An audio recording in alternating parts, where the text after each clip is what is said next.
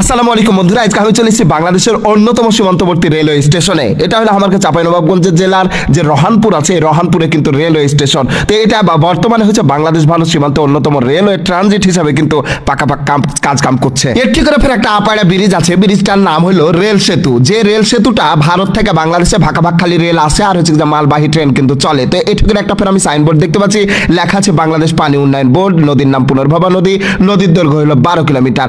আর একটা ফের সাইনবোর্ড সুন্দর করে একবার টাঙ্গে থিয়েছে, একবার লাল কালি আর কালো কালি দিয়ে লিখে যে সাবধান, এই সেতুর ওপর দিয়ে কিন্তু জনসাধারণের চলাচল নিষেধ। তা আমি ফের আপনার এটা পড়তে পড়তে ডাহিন দিকে তাকাচ্ছি, দেখছি বকরি টকরি লাগছে, ওগুলো হাইটে বলেছে মানুষ না কি জি। হামো ব্রিজের উপরে ভাকাম করে উঠনু আর লিজে দেখছি যেগুলো মানুষ না বকরি। তো দেখছি যে না মানুষ, তাহলে মানুষ হলে হামো উঠবো, জনসাধারণকে মানা করছে হাম্মো তো জনসাধারণ। তো দেখি আর না উঠনু আর পাকে টিপা টিপা হাঁটতে হবে ভাই। একটু যদি খালি কাটমাট যদি একটু ঘুষকা যায়, দু মনে ঠ্যাং যায় বাকাম করে এমন আকাম হইবে।